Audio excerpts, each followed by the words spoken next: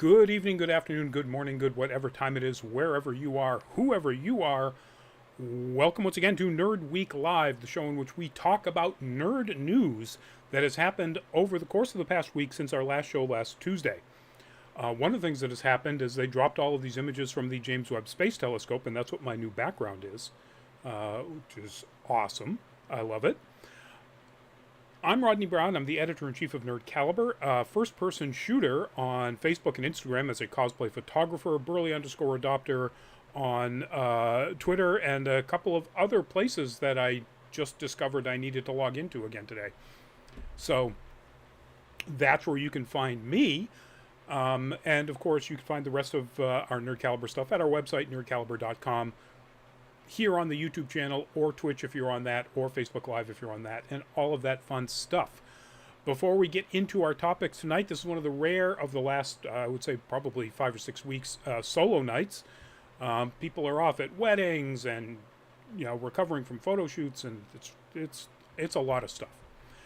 So, you got me, and which means this is probably going to be pretty quick because we're sticking with the fairly smaller than usual, or smaller than, say, prior to 2 months ago, topic rosters. But already in the chat, Justin, if you're still with us, hi. Harry Brady, hi. Luminous, hello. Welcome, everybody. Feel free to weigh in on any and all of these topics as they come up, and we're going to get started. Our first topic is... I'm sure you've seen this. July 7th, the news came out from his family that James Caan had died at the age of 82. Looking in the article and then in the tweet from the family, I don't see a cause of death. I'm assuming it's something related to age or what have you. James Caan, of course, known for Sonny Corleone and The Godfather, for movies like Thief, Cinderella Liberty, so many amazing things, but he did a lot of nerd content too. Probably best known for his nerd content here in Misery, the Stephen King adaptation. But his first foray into nerd content was back in 1975, I think it was.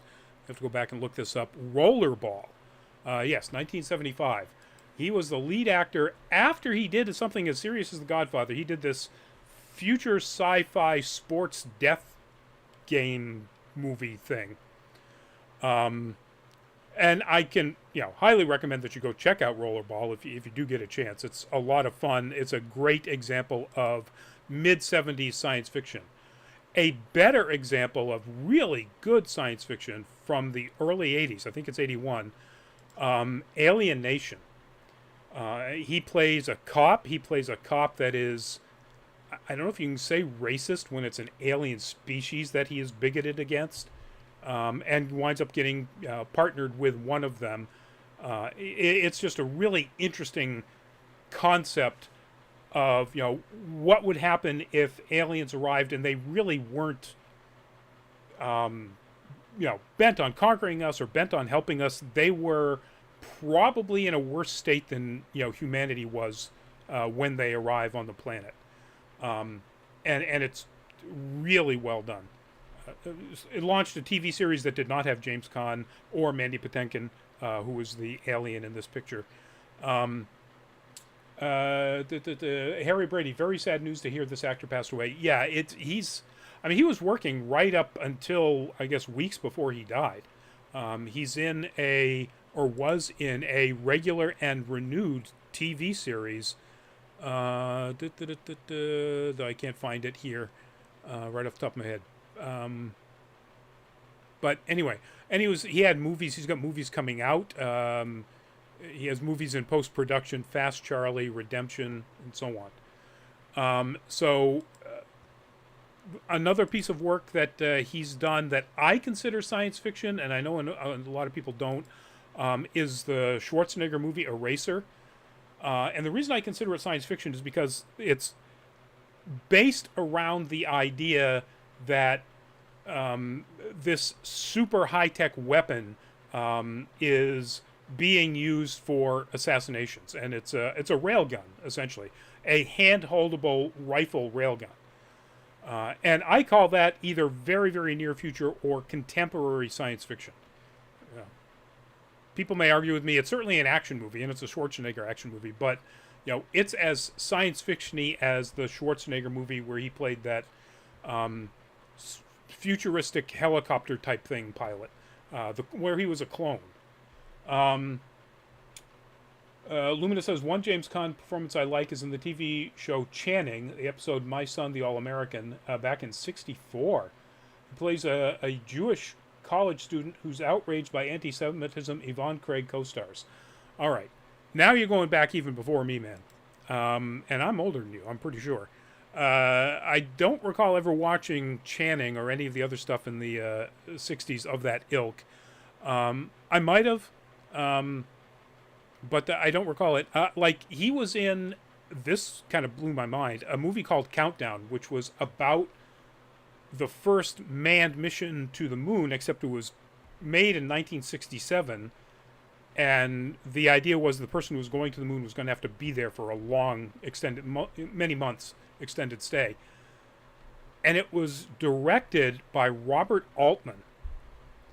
And there's a Robert Altman movie out there that, one, I haven't seen, and two, is a science fiction movie about, super realistic science fiction movie about going to the moon. How did that happen? One of my favorite performances of his is later on. It's from 2001. It's the movie The Way of the Gun. And he plays a kind of very experienced, right at the edge of retirement, handler for criminal types. He's not the main character, but he is a very strong secondary. And it's a great performance by an awful lot of people, and he is wonderful in it. So very sad news. Condolences to his family, of course, and to all of his friends still in the industry. By all accounts, he was a pretty awesome guy. He was a tough guy, but not a jerk tough guy. And definitely made some of my favorite movies. Gardens of Stone is, one of those that's going to hit you right in the feels. So July 7th was a pretty crappy day for nerd news and passings. Luminous, I've watched many of Yvonne Craig's appearances, and this is one of the better episodes. All right. I'll take your word for it. I'll try. I don't imagine I could find it, but I might. So also on July 7th, we got the news coming out of Japan that Takahashi Kazuki, the mangaka that created Yu-Gi-Oh!, died at the age of 60. So the original article said that his body was found in the water off the coast of Nago in Okinawa. And that was pretty much it. A follow-up article a couple of days later quoted the Japanese Coast Guard reporting to NBC News, saying that there were, quote, damages to his body which looked like they were caused by some sort of marine animal. And he had snorkeling gear on when they found the body. So it doesn't sound like it was a boating accident. The police are still looking at it that there's the possibility that it could be foul play, but they're also looking at it as though it could be, an accident. And it kind of sounds like a shark attack or something. So that's really terrible news. I'm not a big Yu-Gi-Oh fan. I never watched the anime, haven't played any of the games. I know a lot of people, my friends in the cosplay and other nerd communities around here are big Yu-Gi-Oh fans. If you want to see one of the biggest Yu-Gi-Oh stands ever talk about, how much they love it, go watch one of Jeff Thu's videos about Yu-Gi-Oh on Mother's Basement on YouTube, a YouTube channel. He makes it sound really deep and compelling. It's a design type that I just don't like, and it comes from an era of anime that I'm not a big fan of. So I'm not going to jump into any of it, but he certainly does make a compelling argument. And so this, again, also very, very sad and tragic news for Takahashi-san's family, friends and coworkers, and all Yu-Gi-Oh fans. So now I'm assuming that the anime, has all been, all new after the first adaptations of all the new properties and so on. So he has, in all likelihood, and again, I'm not a Yu-Gi-Oh fan, I don't know this, probably not been writing stuff for the anime for quite a while. But, the fans of the manga are definitely going to be very sad. Harry Brady, Yu-Gi-Oh is my favorite anime series. It's sad to see this man die from shark attack at the age of 60. Yeah, I'm not, again, I haven't seen an update that actually calls it a shark attack. But it's possible, and it certainly sounds like that from what the Coast Guard is saying, that it was a marine animal of some sort. So, and in that case, Harry, yeah, this is obviously very sad news for you. I do know a lot of people who really like the anime, and again, Jeff Thew makes it sound really amazing. It's not really my ilk, the kind of stuff that I really go for. But yeah. So, condolences, and, it's very sad news here. All right, moving on to much less sad news. And this is, again, it's not really a rumor. I don't think any of the stuff coming out of Deadline can be considered rumors at this stage. But Deadline has the news that Alden Ehrenreich, who played Han Solo in the Solo movie Solo, it's too many solos, has this exclusive that he has been set for a key role in the Ironheart series coming up on Disney Plus from Marvel. It doesn't say what character he will be playing, but the image that they picked of him, unlike this, where they're trying to make him look a fair amount like, Han Solo, is one where he's got, shorter, slightly wavier curly hair and a very short beard and mustache. And I just looked at that and went, they're leaning hard into the, Robert Downey look here. I'm wondering if he's going to be some sort of MCU version of Arno Stark. The Harry Brady next main topic. Not really sure what you mean. We are into our next main topic. Our next main topic is, in fact, this Deadline story about the fact that Alden Ehrenreich is joining the cast of Ironheart.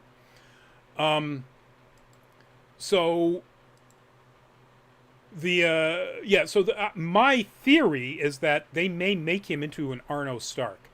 Now, in the comic books, Arno Stark has he started out as a descendant of Tony Stark, from, I think, around the year 2120, in a really cool and interesting sort of, villainous Iron Man armor. They have since retconned that Arno Stark is actually Tony's brother. For a while, a brother he didn't know he had, and then, and I'm not sure whether they've moved that back or not. But I think this would be an interesting way of bringing the Stark family back into something like Ironheart, back into the MCU through something like Ironheart. So the theory that I have is that either they're going to do this as Arno Stark, and that might be something down the road for Ehrenreich, that he may have, that may be a recurring role in various things, or they're going to have him slightly digitized as the AI version of Tony that Riri Williams has in the Ironheart armor. And that would be pretty interesting. That would give them somebody who could look a fair amount like Tony Stark, like Robert Downey Jr., but with a little bit of digital fuzzing, because it is an AI and it generally only appears sort of like a bluish hologram, kind of like Cortana. Then I think they could, pull that off too. So either way they decide to go with this, I think it's really interesting that Ehrenreich is going to be in this. Now, he could be something completely different. He could be a MIT professor, or who knows what. But my money is on either Arno or the AI version of Tony. So we'll see when this finally gets around, to being actually filmed. Marvel, of course, had no comment. Harry, the actor from Solo, Star Wars Story, who played Han Solo and in the Ironheart series, it seems like he could be playing a character called Iron Lad, who is a younger approach of Iron Man. So that's actually a good call. Iron Lad is actually a teenage, so in this case you'd be a little bit older than that, version of Kang, of Nathaniel Richards. But he is in fact a Kang. He has an armor that is from the future, from the 31st century, I think is when Kang is supposedly from. He has a younger look of Iron Man. His armor suit is designed to look like Iron Man, because he didn't want people to really know he was a version of Kang, until that finally came out. That's actually an interesting call. I think Ehrenreich would be a little old to play the teenage version if they were going to try to keep him of the age of the other ones that they've already introduced for a potential Young Avengers. You've got Kate Bishop, of course. You've got Kamala Khan. You've got what would have to be an aged up version of Tommy and Billy, Wiccan and Speed, from WandaVision and Doctor Strange and the Multiverse of Madness. Who else do you already have? Stature, Cassie Lang, Scott Lang's daughter. Those are all, except for the ones, Billy and Tommy, the really young ones, those are all teenagers. And Ehrenreich is clearly an adult. Now, that still doesn't mean they might not take that in that direction. That could be a very good call. That's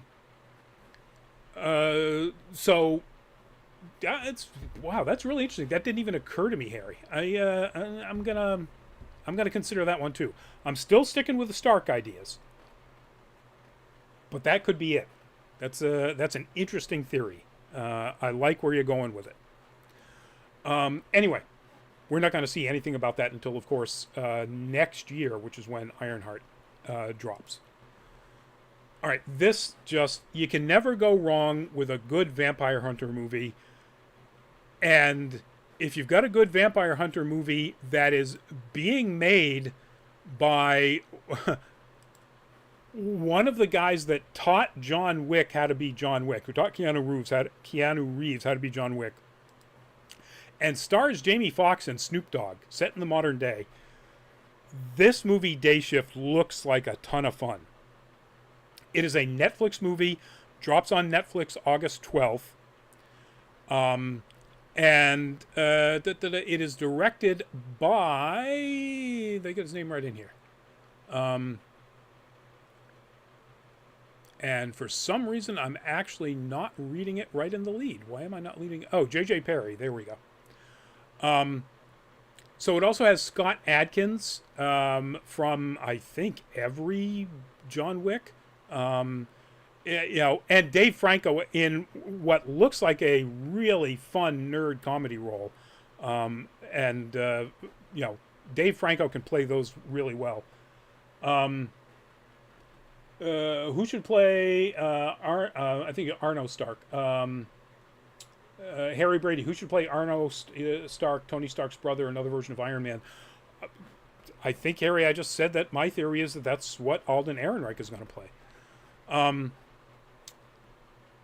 So this movie, Day Shift, the trailer's out there already. Go look at it. So Jamie Foxx and Snoop Dogg both play vampire hunters, but these vampire hunters are part of a group of mercenary vampire hunters. There's a union that hires people to go out and kill vampires. And it looks like so much fun action, some gore, some really creepy effects. I think they hired every double jointed contortionist stunt person in Hollywood to do some of these things. And it looks like a lot of fun. I just very excited to see this. I like Vampire Hunter movies. What was John Carpenter's? I can't think of the name of it. Night of the Vampire? No, something like that.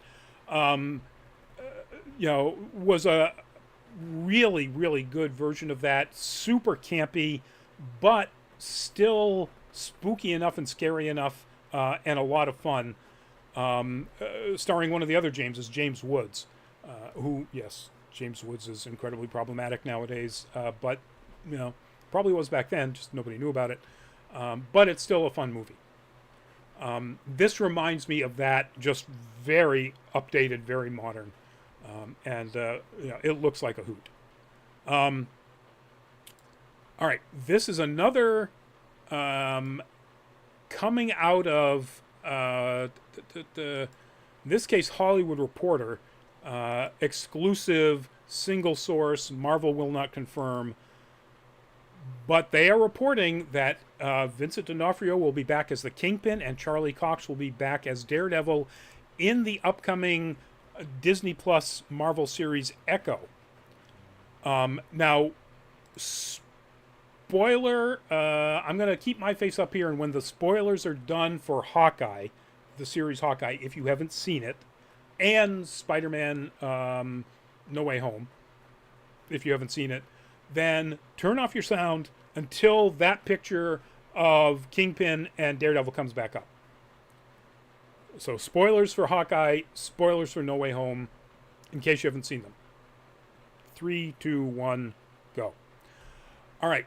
So at the end of Hawkeye, Echo, who had been working for Kingpin, and D'Onofrio was back in Hawkeye as Kingpin, so we know he is officially back in the MCU, was shot at or shot, we never saw it on camera, by Echo. And we don't see the outcome of that shooting. In Spider-Man No Way Home, Peter Parker winds up with a attorney, Matt Murdock, played by Charlie Cox. And it's clear that he is Daredevil, even though he never puts on the suit. There is a just absolutely wonderful scene where, when people find out that, of course, Peter is Spider-Man, and that's why he wants to have everything erased. Harry says, Day Shift looks great. Can't wait to watch it on Netflix August 12th. Justin, once again, hi. I said hi back at you at the beginning of the show, but you may not have been on at that time. And welcome back if that was the case. So somebody throws a brick through Aunt May's window, and without even looking at it or turning his head, Matt Murdock just grabs it in midair before it hits Peter. So he's clearly Daredevil Matt Murdock. Now, whether or not that just made it a guarantee that they were going to be in Echo, and again, Echo has really close ties to the Daredevil comic, and to Kingpin in the comics, and of course, I just put the picture back up so I can't say any of the other stuff. But yeah, Hollywood Reporter is claiming this based on their sources, and they are another one that doesn't often get this stuff wrong, even though Marvel is now and has not yet confirmed anything about it. I think it makes a ton of sense. I would love to see it. I can't wait to see these two back on the screen. I kind of feel a little bad that Alaqua Cox, who plays Maya Lopez Echo, might be overshadowed by this, but then again, she's only really had this one role in the MCU and then a few roles prior to that. And so, I can see her, leaning on this as sort of content stability, more than it being somebody coming in and sort of pulling the rug out from under her. That said, there may be people who will see it that way because she is a deaf actress. And it's often, it can be easily seen, and it may be the case, I'm not saying this isn't the case, that actors, people with disabilities in Hollywood wind up getting help they didn't need. Let's put it that way. I hope that's not the case. That certainly wasn't the case when the last very popular and very talented deaf actress, Marlee Matlin, was a huge Hollywood star. Carried movies all on her own. And, let's hope that's eventually going to be the case with Alaqua Cox. Certainly the case with her own series, Echo. But even still, I just love the fact that these two guys are going to be back, assuming that the Hollywood Reporter is correct. They're not a guarantee, but both the Hollywood Reporter and Deadline are pretty close to guarantees with their unnamed sources. All right, this is a weird one, folks. Although it's not weird in a business sense, it makes a ton of sense. But that is an image of the Mind Flayer from the Upside Down in the Stranger Things Netflix series. Daredevil and Kingpin and Echo series could have a rematch. Yeah, I think that's a possibility. I would like to see it more like Matt Murdock or Daredevil is sort of Echo's mentor and doesn't wind up getting in a direct conflict with or confrontation with Kingpin, because that happened in Kingpin series or in Daredevil series, and this is Echo's series. I wouldn't want to see that rematch in Echo's series. I'd want it to be saved for the return of Daredevil, which has been rumored by various sites. But, so getting back to this image, so Stranger Things, the Mind Flayer, the news is that the Duffer Brothers, the creators of Stranger Things and the directors of many of its episodes, have launched their own production house inside Netflix called Upside Down Pictures. They are going to be doing a spin-off of Stranger Things, with no details about exactly what that's going to be. Whether it's going to focus on a specific character or group of characters or anything like that. They are going to be making a series adaptation of the Stephen King, Peter Straub novel, The Talisman, which I am all for. That was a really fun, I don't know, fun as well, fun, a very good book.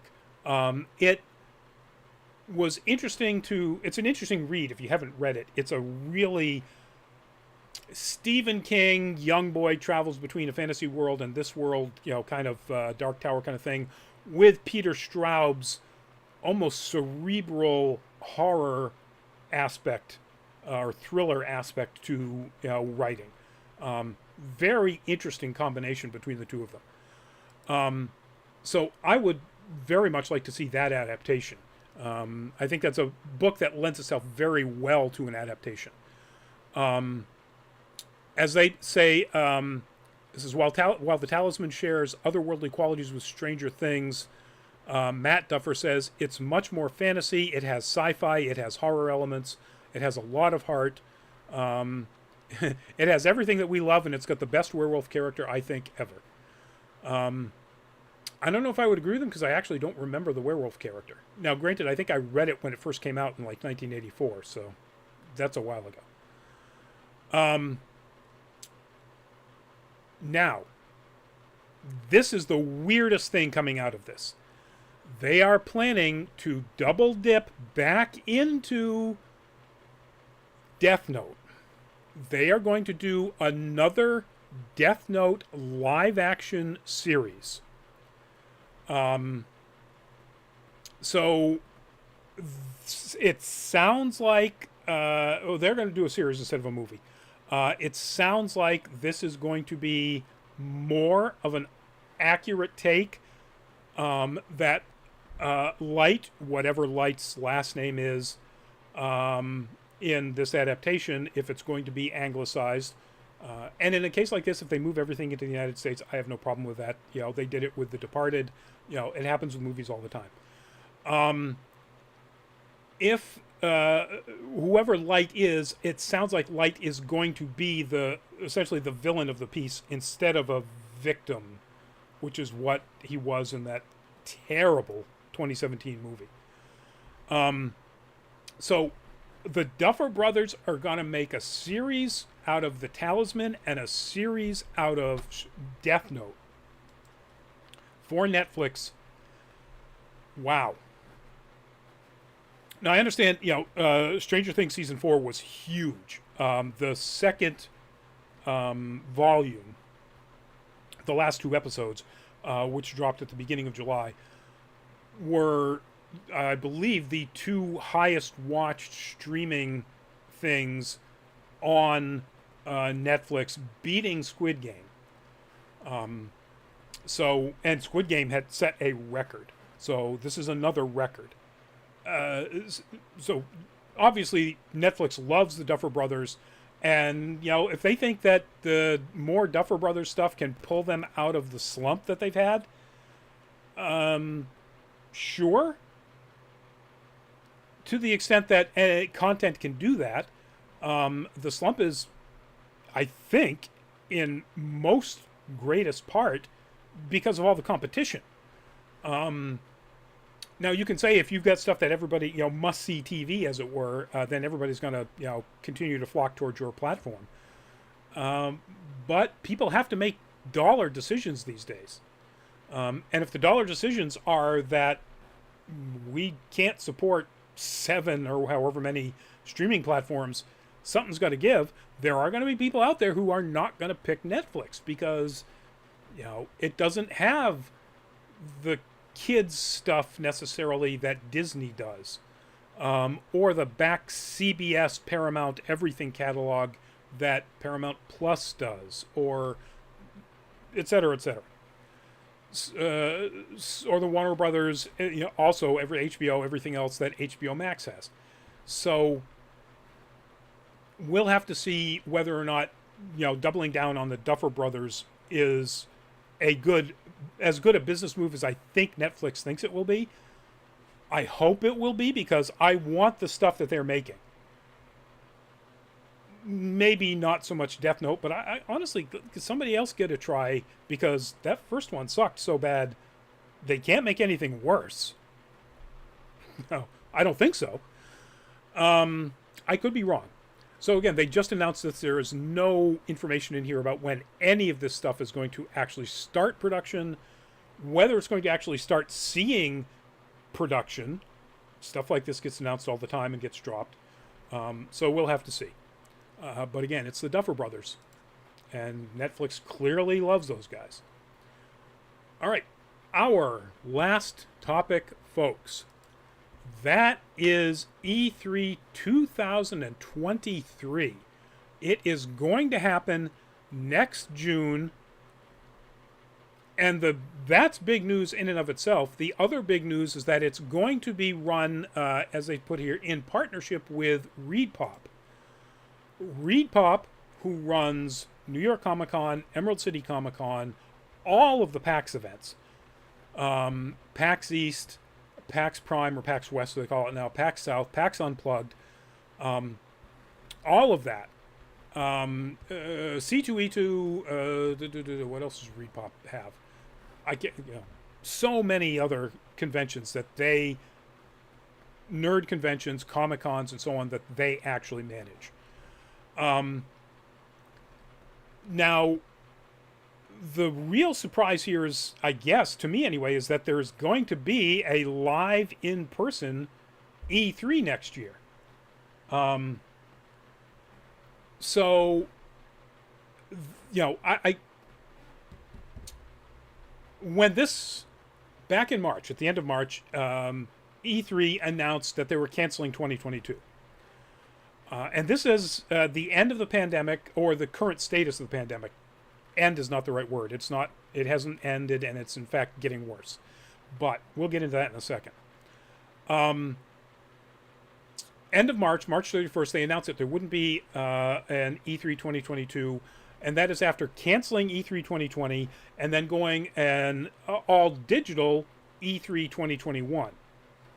So it's been 3 years in which there hasn't been an in-person E3, which is run by the Entertainment Software Association. And a lot of speculation in early April went out that this was it, that it was done. Um, Partly because of the pandemic and the fact that there wasn't an E3 in person for 3 years, or for 1 year because they all started that year. A lot of the gaming companies, the biggest gaming companies, started their own things. So you've got the Sony, the PlayStation State of Play. You've got the Nintendo Directs. You've got an awful lot of regular quarterly or even monthly updates coming from these big game developers or game publishers, completely outside of E3. For those more independent game publishers or studios that wanted to be part of any sort of June yearly thing, you had Jeff Keighley's Summer of Gaming, which was ramped up strongly when E3 canceled. Luminous, it does seem like companies have started having their own promotional events instead of relying on trade shows and conventions. Yeah, that is absolutely true. We saw it here in person at PAX East this last end of February. It was, it was quiet. It was really quiet. It was end of February, end of April. End of April, I think. In compared to other years. Intel had the largest footprint on the show floor at PAX East. It's a physical, product company that doesn't sell video games or tabletop games. And they might have signed that up when they thought they were going to be releasing their ARC GPU units. And they were off by about 4 months. So if that was the case, kudos to them for sticking it out. But it was definitely not what we normally expect out of a PAX East. And E3, clearly their digital event was not the same thing, because all these other companies had their own digital distribution systems at that point for their information. State of Play, Nintendo Direct, etc.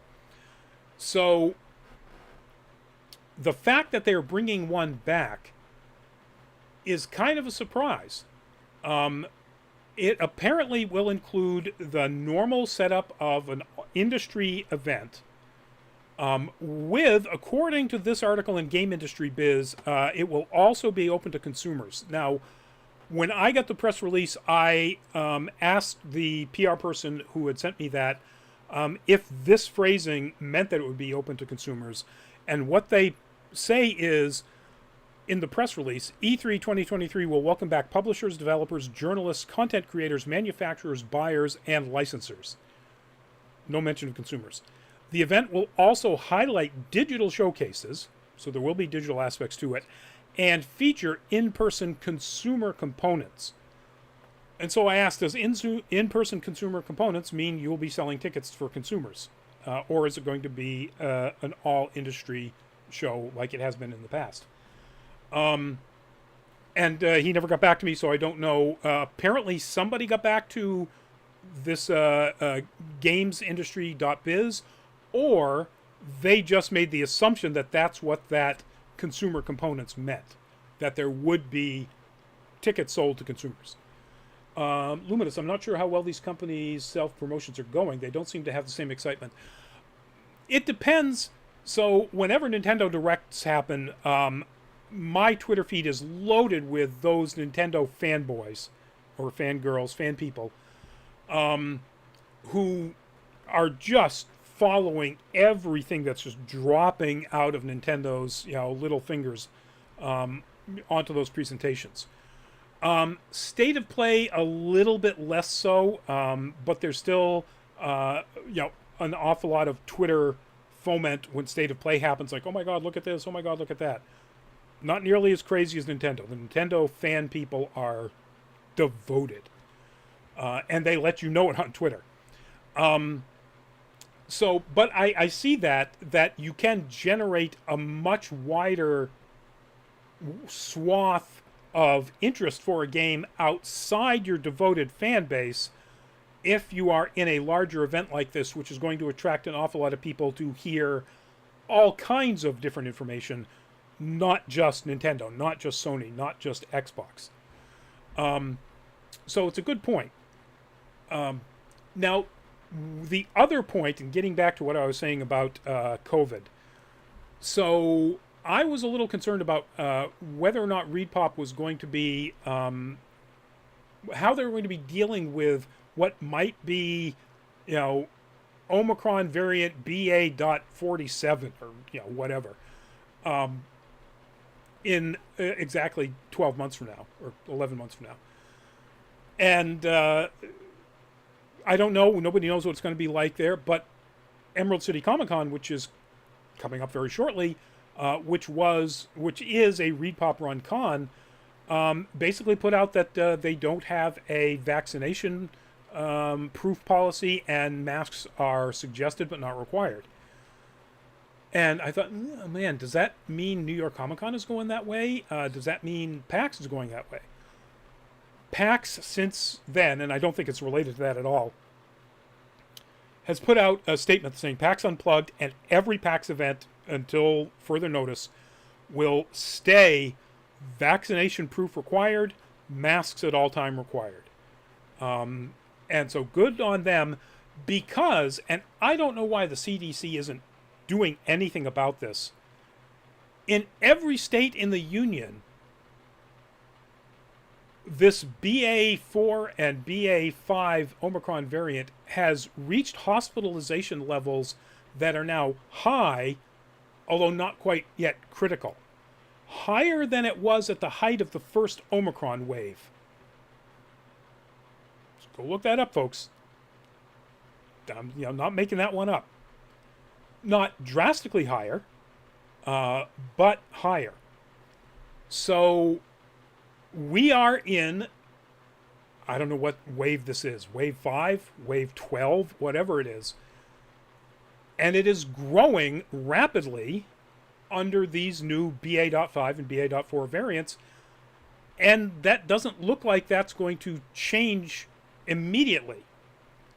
It might change in time for, E3 2023, 11 months from now, but who knows? So I'm apparently, even though ReedPop runs these things, the individual, or runs the registration, the media support, public relations, and so on.